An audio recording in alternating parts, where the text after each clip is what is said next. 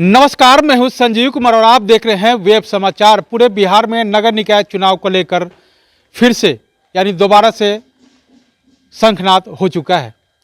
पिछले बार जब आदर्श आचार संहिता लागू हुआ था तो पटना हाई कोर्ट के द्वारा रोक लगा दिया गया, फिर ये मामला सुप्रीम कोर्ट में चला गया। अब बिहार निर्वाचन आयोग ने दोबारा से आचार संहिता को लेकर के फिर दोबारा से डेट जारी कर दिया है। तो अभी हम लोग आए हुए हैं सारण जिला में मढ़ौरा नगर पंचायत क्षेत्र है और यहाँ से चेयरमैन पद को लेकर के करीब 15-16 लोग फाइट कर रहे हैं।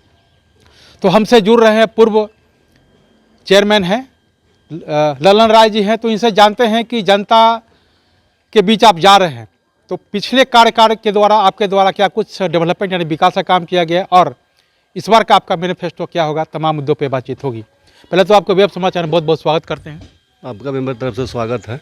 अच्छा, ये बताइए कि चूंकि आप इससे पूर्व भी चेयरमैन रह चुके हैं तो जनता आपको दोबारा से क्यों चुने, आपने क्या कुछ कार्य किया है? हमने कार्य किया कि 3200 घर पास हुआ जी। उसके बाद जो सर सफाई हो रहा था, पहले नहीं हो रहा था, उस सर सफाई मतलब कि डोर टू डोर हो रहा है।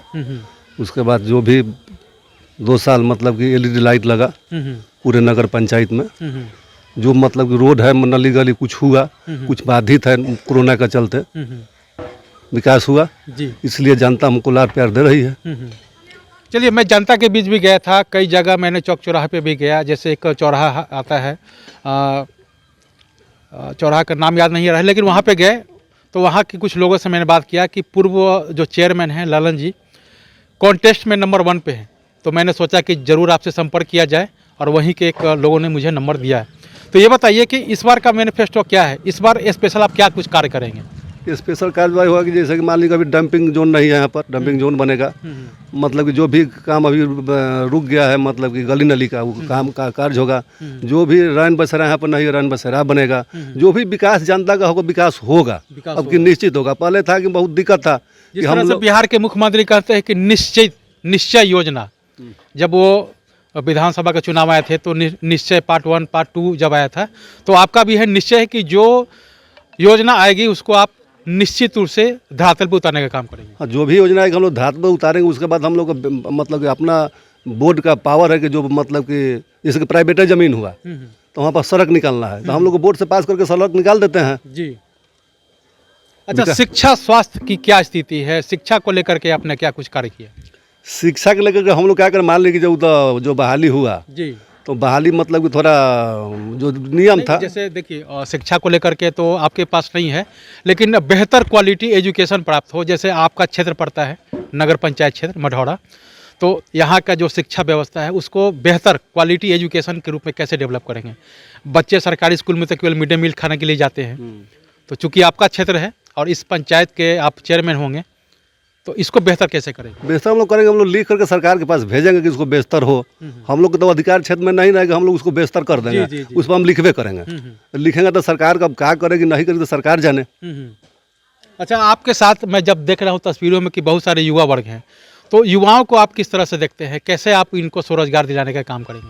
हम लोग प्रयास करेंगे। जैसे कि मान लीजिए नगर पंचायत है, नगर पंचायत है तो हम लोग बोर्ड बहाली करता है, तो उसमें जो होगा उसमें हम लोग बहाल करेंगे ताकि मतलब कि ठीक है नौजवान का मतलब कि थी बेकारी का समस्या खत्म हो। जैसे कौशल विकास योजना के द्वारा प्रशिक्षण प्राप्त करने के बाद उन लोगों को भी स्वरोजगार मिल सकता है, चाहे वो मोबाइल से संबंधित हो, कंप्यूटर से संबंधित हो, कोई हो ITI प्राप्त करके भी हो सकता है जी। अच्छा, बताइए कि यहाँ पे हायर एजुकेशन को लेकर के कोई ऐसा कुछ है कि नहीं?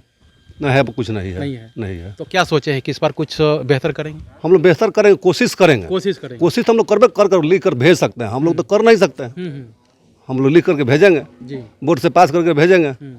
जो हम लोग का अधिकार क्षेत्र का चीज़ है वो होगा जी।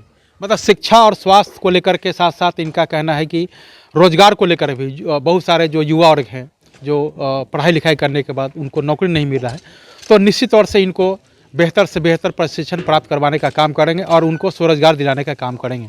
इसके साथ साथ महिलाओं के उत्थान के लिए भी इन्होंने क्या कुछ सोच रखा है, इन मुद्दों पे भी बातचीत करते हैं। महिलाओं के लिए क्या सोचते हैं? हम लोग चाहे कोई रोजगार ला करके महिला का उत्थान हो, महिला को उत्थान हो जी, यही ना कोशिश करेंगे जी। उत्थान के लिए हम लोग कोशिश करेंगे। और बाकी जितने भी सरकारी योजना हैं उसको आप धरातल पर उतारने का काम। उतारेंगे हम लोग। तो चलिए, आपने सुना कि जिस तरह से ललन राय जी हैं, पूर्व चेयरमैन हैं और वर्तमान में भी फाइट कर रहे हैं, और उनका पूर्व के द्वारा क्या कुछ डेवलपमेंट किया गया है वो आपने सुना, और इनका जो मैनिफेस्टो है ये भी आपने सुना कि जिस तरह से इनका शिक्षा, स्वास्थ्य, रोजगार के साथ साथ इस नगर पंचायत को निश्चय योजना के द्वारा बेहतर से बेहतर कार्य किया जाए, तमाम मुद्दों पे इन्होंने अपना पक्ष रखा है। अब जनता को तय करना है कि इनको दोबारा से मौका दें या नहीं दें। आपके नज़र में बेहतर चेयरमैन कौन हो सकता है? सबसे बेहतर चेयरमैन ललन प्रसाद क्यों? यादव जी हैं, जो हर काम जो पहले से जो काम जो थी उलझा हुआ था वो ठीक किए जब बने तो, और क्या अच्छा कुछ काम करेंगे। किए जो बने तो? बहुत कुछ किए, नाला सफाई, जो प्रधानमंत्री का ये है आवास योजना, आवास योजना, ये सब किए सब किए हैं। जी। अगर नंबर देना हो तो कितना नंबर देंगे? नंबर हम तो इनको 100 में 100 देंगे? 100 देंगे 100 देंगे जी। तो चलिए, ये 100 देंगे, और लोगों से बात करते हैं, उनसे भी जानते हैं कि इस बार चेयरमैन के रूप में किन्हें चुनेंगे, और अगर चुनते हैं तो उनको कितना नंबर देंगे। अच्छा, आप बताइए कि इस बार चेयरमैन के लिए कई उम्मीदवार जो फाइट कर रहे हैं, तो आपके नज़र में बेहतर कौन? ललन प्रसाद राय, क्यों? क्योंकि उन्होंने पहले नियमावली के अनुसार कार्य किया है, इस बार भी करेंगे। और जो हायर शिक्षा का भी बात कर रहे थे, उन्होंने ऐसा बात किया कि हमारे नगर पंचायत में middle school, high school, ITI, polytechnic सभी है, लेकिन एक हम लोग के पास ग्रेजुएशन कॉलेज नहीं है, जिनका बात उन्होंने बनाएंगे ये। अच्छा, इसके लिए जनता के बीच जाकर हाँ। उन्हें आश्वासन दिया। हाँ, ये बात है कि डोर टू डोर ये हरदम घूमते रहते हैं और लोगों की समस्या जानते हैं। मतलब चाहे वो सुख हो दुख हो, हर समय लोगों के बीच रहते हैं। हाँ जी सर। और जितने भी कैंडिडेट हैं, लोग चुनाव के समय आते हैं। अभी तो चुनाव के समय में आते हैं। चलिए, तो इस बार क्या जो ललन राय जी हैं, जो पूर्व चेयरमैन हैं, तो इस बार फेल करेंगे, पास करेंगे? पास करेंगे सर। पास करेंगे। तो चलिए, और कुछ लोगों से बात करते हैं, उनसे भी जानते हैं कि इस बार उनको फेल करेंगे या पास करेंगे। आइए, एक आप बताइए, क्या नाम है आपका? श्यामलाल यादव। यादव जी, ये बताइए कि इस बार चेयरमैन के लिए कई उम्मीदवार हैं, किनको मौका देंगे आप इस बार? 14 उम्मीदवार है इस बार। जी जी, हाँ। 14। नंबर 1 पे ललन राय जी चल रहे हैं। जी। पहले जो काम हुआ था ना, कुछ हुआ ही नहीं समझिए, लेकिन जो भी काम हुआ है इनके ही कार्यकाल में हुआ है। इन्हीं के कार्यकाल में। हाँ। अच्छा, जैसे ये नल जल हो गया, नाली हो गया, सड़क हो गया, जो भी काम हो यही किए हैं। स्ट्रीट लाइट हो गया, सब चीज़ नियम के अनुसार हमेशा कचरा उठाओ, साफ सफाई, और रिकॉर्ड तोड़ घर पास हुआ। जी। हाँ, ऐसा कभी नहीं हुआ था। मतलब जो प्रधानमंत्री आवास योजना के द्वारा जो आवास पास कराया गया, ये रिकॉर्ड तौर हुआ हाँ। आपके नज़र में? हाँ। चलिए, तो कुछ और लोगों से बात करते हैं। अच्छा, ये बताइए कि इस बार जो चेयरमैन है, पूर्व चेयरमैन है ललन राय, इनको फेल करेंगे या पास करेंगे? पास करेंगे 110%।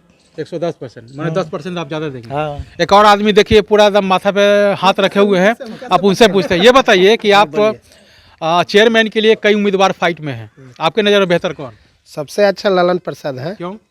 क्योंकि बूढ़े लड़के बच्चे सबसे मिलते जुलते हैं बराबर। वो अपने आप को कभी समझते नहीं है कि हम चेयरमैन है, ठीक ना।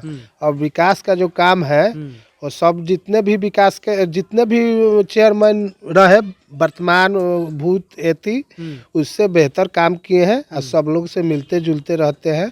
उनको कभी लगता ही नहीं है कि हम चेयरमैन है, आम जनता जैसे रहते हैं। जी। यही है। तो इस बार फेल करेंगे कि पास करेंगे? पास करेंगे। पास करेंगे। तो चलिए, ये वार्ड नंबर कितना है? वार्ड नंबर 7 है। 7 है। और टोटल वार्ड नंबर कितना है? 16 वार्ड है। 16 है। तो चलते हैं, वार्ड नंबर 7 है और 16 वार्ड में है, तो 16 वार्ड में जाना होगा और वहाँ के जो लोग होंगे उनसे भी बात करते हैं। तो चलते हैं और कुछ लोगों से उनसे भी बात करते हैं।